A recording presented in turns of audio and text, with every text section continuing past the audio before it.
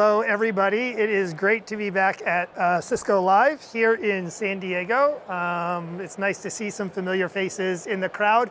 For those of you I have not met, my name is Shipley. I'm a Vice President of Product for our Threat Detection and Response portfolio at Cisco. Show of hands, how many people have heard or are familiar with Cisco Extended Detection and Response? Okay, only a few. And also show of hands, we'll kind of keep this interactive. How many people in the audience would consider themselves security people versus, maybe networking people? So security people, show of hands. And then networking people, show of hands. Cool. Okay, well, I hope that the session today is very informative for both of you guys. What we're gonna do is we're gonna cover three things. I'm gonna share with you a little bit about what Cisco Extended Detection and Response is, and really how we're very excited about what we're doing with this product, especially in the realm of agentic AI and the AI that we're embedding in the product. The second thing I'm going to do, maybe a little bit different from other folks who've done these presentations today, is we're going to spend some time doing a live product demo. And for those of you who've ever done live product demos, that can go one of two ways. We'll find out how it goes. We think we got a hardwired connection here, but I'm going to walk you through some of these new capabilities that we announced just a month ago at the RSA conference. And then we're going to finish up, and I'm going to invite up a CISO from a very strategic partner of ours at Steve Madden stores, Kamran Siddique, and he's going to talk to all of you about how he's been able to operationalize Cisco Extended Detection and Response, along with all of his Meraki devices, 3,000 plus Meraki devices, to get the full value out of his investment in the Cisco network. Sound good? That's what we'll cover. So for those of you who have not been following along, it was just 2 years ago at the RSA conference, which is the world's largest security-specific conference. It's held every year in San Francisco, that we announced Cisco Extended Detection and Response. And what this product is for is specifically to be able to detect when a bad guy or a nation-state adversary has compromised an organization, gotten into their network, and either accessed some data that they shouldn't have accessed, exploited vulnerabilities, maybe stole some intellectual property. And we launched this product 2 years ago, arguably maybe a little bit late to market compared to some other vendors who are out there, like a Palo Alto Networks and a CrowdStrike. And we really focus on three core differentiators in order to differentiate our product from what some of the other competitors in the market had. The first differentiator with XDR at the time 2 years ago was we said, we are going to integrate with other third-party vendors out there. And for those of you who've been following Cisco for any period of time, you know that Cisco would integrate with any product out there as long as it was a Cisco product, right? But we recognized that in the security space, it was unreasonable to expect a customer to go all in on the Cisco security stack when they had made investments in a CrowdStrike endpoint or Palo Alto firewall. And so we said, if we're going to be successful here, we have to recognize that at the end of the day, the competitors are the adversary. They're not the other vendors in the market. We need to integrate with them. The second thing that we did was we said, we need to build a product for the masses. Unfortunately, for far too long, the security industry has catered to the largest 500 organizations in the world, the Fortune 500, the big banks of the world, that had 200 security operations people who could operate these products in order to be able to detect and respond. And the reality is that every organization in the world is dealing with things like ransomware and crypto mining. But security vendors weren't serving that segment of the market. And so we wanted to build a product that segment of the market could get value out of so that they could protect themselves from all of the things that were coming at them, even if they didn't have 200 or 300 people in order to be able to do it. And then the third thing, and then for you networking people, I think this is where it's going to become really relevant, is we said we really have to play to Cisco's strengths. Bad things happen in networks, not when things get exploited out on the edge of those networks. Bad things happen when bad guys start moving laterally through the network to get to the high value assets in the data center.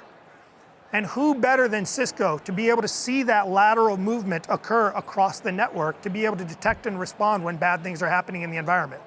And so that third thing, we really pivoted hard and integrated all of the Cisco networking capabilities to be able to differentiate how we can detect and respond to bad guys when they've gotten into an environment. That was 2 years ago. Since then, it's been a very busy 7 quarters, candidly. We just passed $140 million in total bookings. We just closed our biggest deal ever 3 weeks ago. So for all of you partners out there, a $10 million, 90,000 person organization in Germany that had multiple Meraki sites just purchased Cisco XDR in order to secure their environment. And next year we have even bigger ambitions. 4 weeks ago or so at the RSA conference, we announced XDR 2.0, and we really focused on 3 new core capabilities that all leverage this new form of AI, specifically agentic AI, to be able to automate the thing that takes the most amount of time in an organization when they're trying to detect and respond, which is the investigation process. We call that instant attack verification. And that instant attack verification is driving a whole new user experience to make it possible for security professionals and non-security professionals, which we're going to test here in a second for all of you in the room who didn't raise your hand when I asked if you were a security person, to be able to understand what is happening with an incident and be able to describe it to somebody else. Because if we can do that for all of the people who haven't spent their time in security, then we can open up all of the available talent for these organizations so that they can go and get the people to work in their environment to be able to detect and respond, as opposed to have to battle it out for a bunch of limited resources. And then the third thing we introduced, which I won't demo today, but actually if you walk over to the show floor and see XDR being demoed, is this new forensics capability, which is for the first time, I think from a Cisco perspective, light years ahead of the best of what any other competitor can offer, whether it's a CrowdStrike or Palo Alto Networks. So with that, I'm going to flip over to a demo. Okay. So I'm going to start here from Meraki. How many Meraki customers or partners or people who work with Meraki are in the room? Okay, so what you'll see here is actually me starting from Meraki. And if I go into Meraki and I come over here to the security center, the first big kind of capability that we introduced with XDR is we natively integrated it into the Meraki dashboard.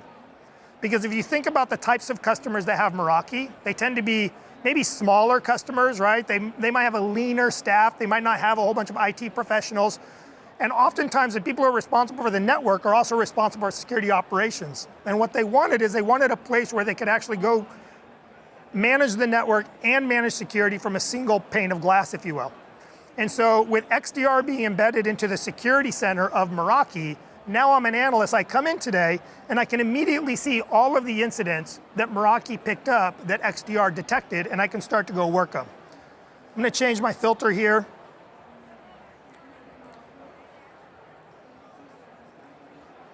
I'm going to scroll down.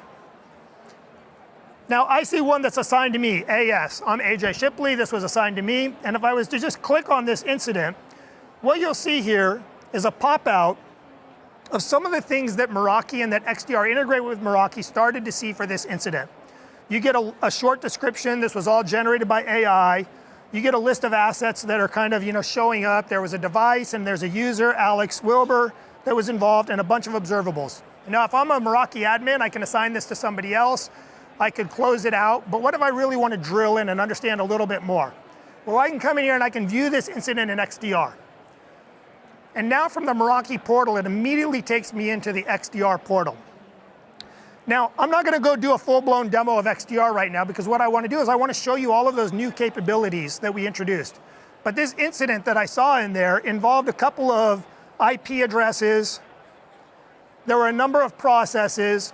And this is a capability that's been really well received for the first 7 quarters in XDR. We took 34 different events in this case, or observables, and we tied them together and put them together in a way that started to describe an attack.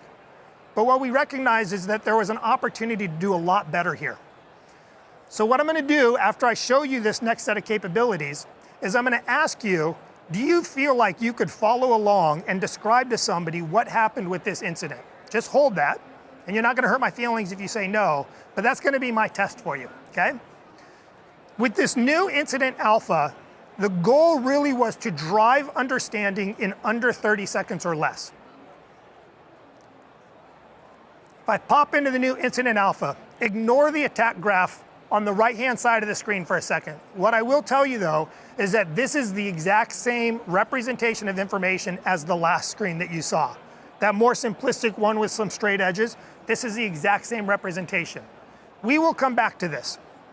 The really cool thing that we announced 4 weeks ago at RSA with Cisco XDR is the use of multiple agents, agentic AI, to go off and start investigating all of the things that happen in an incident.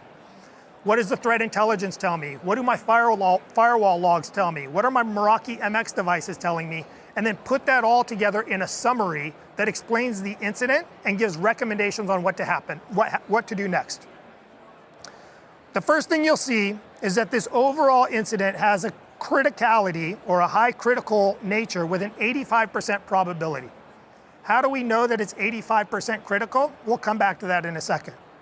It gives you a very quick description. It highlights some critical security issues with a device. In this case, the device is named Mozzarella, some remote access Trojan activity, and some suspected data loss. You get a summary here. Again, this was no person involved in this. This is all agentic AI that is generating this. A summary of on March 27th, 2025, the XDR network identified some potentially malicious activity. You can scroll down, Cisco Secure Endpoint detected some malicious scripts that were running.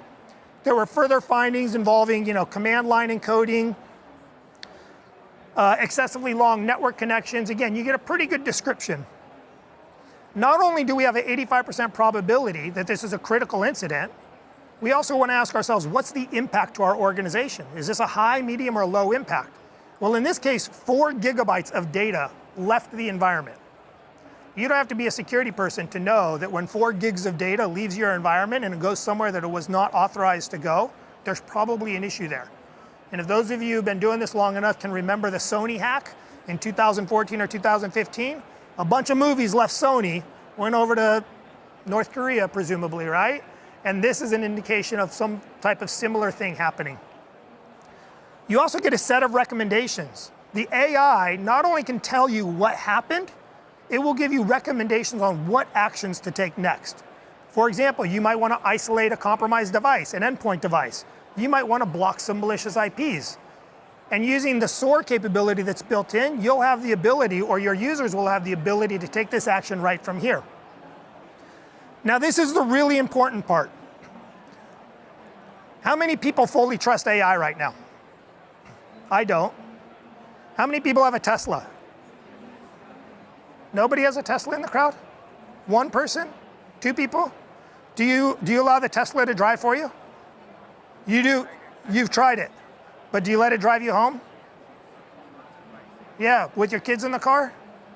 No, okay. We don't fully trust the AI right now, right? Because it's good, but it's still not perfect. Well, what we've done here with the AI, because security analysts still don't fully trust the recommendations, is we've given all of the evidence that the AI pulled back that the analysts can go look at. So if I go drill into these findings, now what I get is all of the information that these multiple agents pulled back that a person wouldn't have to do. Or if they did do it, this would take hours or days to do in an organization. You would typically have 4 or 5 people. 1 person would go look at the threat intel, 1 person would go look at firewall logs, and this activity would take multiple days all the time data is leaving the environment. And using agentic AI, we've done that in seconds, but returned all of the evidence back. So a customer can come down here and they can verify, well, I saw some, suspicious file activity. In this case, there was a script that was disguised as a PDF out on the internet. You don't have to be a security person to know that if a script is disguising itself as a PDF file, that's probably suspicious. It's probably not legitimate. You can keep coming down here and you can see all of this evidence that comes back. But now the really cool part, which is, and I'm going to test you for it, can we understand in 30 seconds or less what happened? And so what you do is if you come back to this graph, what we've done is we've taken all of the indicators and we've overlaid them on a timeline here from the earliest activity and mapped it back to MITRE tactics and techniques. MITRE is a framework that security professionals use to describe what happened in an environment. We've mapped these back to a timeline and a set of MITRE tactics and techniques and used nouns and verbs, which is how you and I communicate with each other, to connect the dots to describe what's happening. Now I'm going to walk you through it, and we're going to see if you can understand when I walk you through it, just by clicking on this. I'm going to click on the execution stage, the first stage. And what happens is now I just highlight that portion of the attack chain that is related to execution and read it. Here we have user Alex, who accessed this device Mozzarella, and user Alex downloaded a suspicious file, Factura, hosted on a malicious domain, dninfo.com, that was hosted on this suspicious IP address. nouns and verbs. And then what happened? Well, let me hit the next button. Now user Alex accessed that same mozzarella device and he ran a PowerShell script. PowerShell script is not malicious, but on those findings, what we saw was that PowerShell ran some base64 encoded information that it downloaded from the internet. People don't pass base64 encoded information to PowerShell scripts. So user Alex runs PowerShell and it connected to that same IP address. This happened a couple hours after the first execution event. And at 1858 to 1859, 1 second later, PowerShell now invoked a reg services script running. And again, just read it. User Alex accessed mozzarella that executed PowerShell that executed reg services. And shortly after, reg services connected to a different IP address. Now for you non-security people, this is indicative of command and control activity. There's an IP address out on the internet, my machine is connecting to it, I've never seen my machine connect to it before, some PowerShell processors are connecting to it, this doesn't look right. And if you just follow the chain, you have some long-lived connections, some command and control, and then ultimately, user Alex from device mozzarella exfiltrated data out to that same IP address. That attack chain, being able to step through it, we believe will greatly accelerate the understanding of an incident and give folks the ability to describe it to their boss, the manager of their security operations team, maybe their CEO, maybe their board of directors, or an auditor who might be coming in and asking some very hard questions. And we tied it all back to Meraki and leveraged the power of the network to really drive these findings.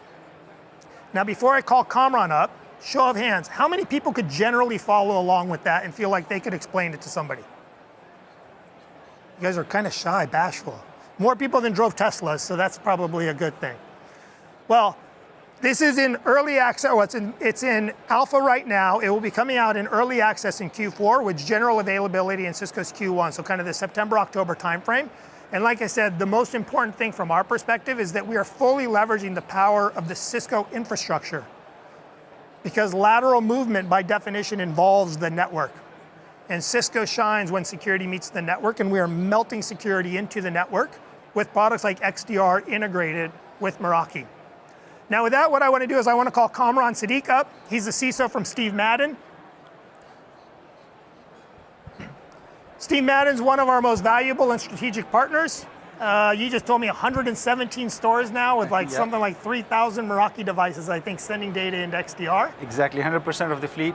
That's amazing. So we have 3 questions I'm going to ask Kamran. We're going to talk about kind of a little bit of the past, a little bit of the present, and a little bit of the future, about why he chose XDR, how he's getting value out of XDR, and kind of what he's thinking about next. So if you think about just the scale and complexity of Steve Madden, and I have to admit, I've never heard of Steve Madden before I met Kamran. I'm not a brand person, and then my wife told me that they make shoes or something like that, and now I know all about Steve Madden. But when you think about the scale and complexity of your retail organization, what specific security challenges were you faced or having, and what was it about Cisco XDR that you felt like could help you address those security challenges?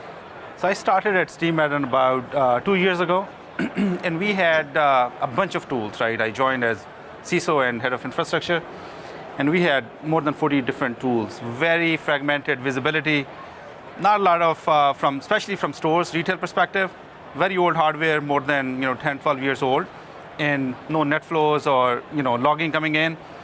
And so basically we were driving blind. What we did was, we did a project where we rolled out Meraki, everything from MG to MXs to switches, the whole Meraki fleet, Meraki network gear into stores. And XDR was kind of the secret sauce which brought everything together, right? So responding to security, more telemetry you have, more correlation you can build, more confidently you can respond to security issues, right? So that was the driving factor for us, that I wanted something that I can send as much data as possible from all of the different telemetry sources, and then that system should be able to correlate and give me what matters most to address. Awesome. So that's the past. If we kind of talk about the next one, so beyond we talked about native integration, obviously with all of the third parties, the CrowdStrikes and the Palo Altos and the Merakis, were there any specific features of XDR that kind of had the biggest impact on your security operations? Yeah, I think first thing, the ease of integrations, right? And you said it earlier, Cisco integrated with everything Cisco only. But with XDR, we were able to integrate, right now we have almost 24 integrations into XDR, and it didn't take rocket scientists to do those integrations. It was pretty fast, right? So one thing is speed to integration. Second thing is how well does it correlate? How does it help my analysts, right? And we are retail, right? We are very cost conscious. I cannot go and ask for 15 SOC analysts to look at alerts, right? So for us, it was ultra important that what matters most, it gets escalated to a human, right, for responses. And as you think about the future, how do you see Cisco XDR maybe evolving? And here's your chance, like what would you like to see Cisco XDR do to kind of help evolve with you, with Steve Madden, with you, as you're thinking about like evolving the security posture and increasing the overall security posture of your organization? I think really important, more telemetry, better correlations, right? So if you look at AI, right, we are looking at how to use AI to defend, right? And attackers are looking at AI to have more sophisticated and more persistent attacks that they can launch. So for us, it's ultra important that we can respond to all these attacks at machine speed and at machine volume, right? So it's ultra important for future that we get kind of more correlations, more telemetry, right? And then kind of more actionable alerts that go to the analyst and automation, right? I want to be able to confidently say that, this one, I'm okay for AI to drive my kids home, so respond to this alert. Yeah. We have some of those already in, for example, Defender. We configured that, if this behavior is observed, quarantine this device. I want to be able to give same confidence to XDR to be able to take actions on our behalf. That's great. I'm going to throw one kind of bonus question in here for you, maybe not prepped for. If there's kind of one thing that you wanted the folks in the audience here to kind of know and to think about, maybe they hadn't heard about Cisco XDR, like the one thing that you would tell them that like you didn't know and you wish you had known at the time, like what would it be? I think probably the forensics piece, right, that is coming out. We went through a security event, and for us to understand, right, where the attack started, what path it took, how did it morph, when it started connecting to command and control, I think that's going to be very valuable to kind of stitch that story together faster.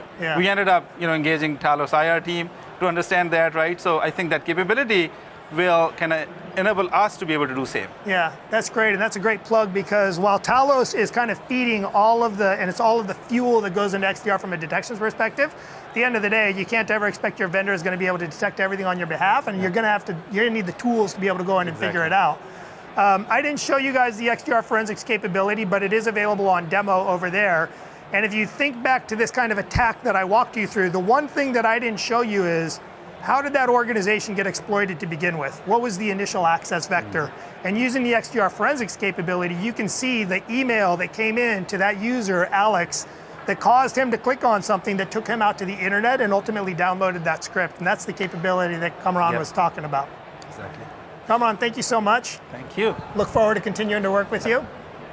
Everybody,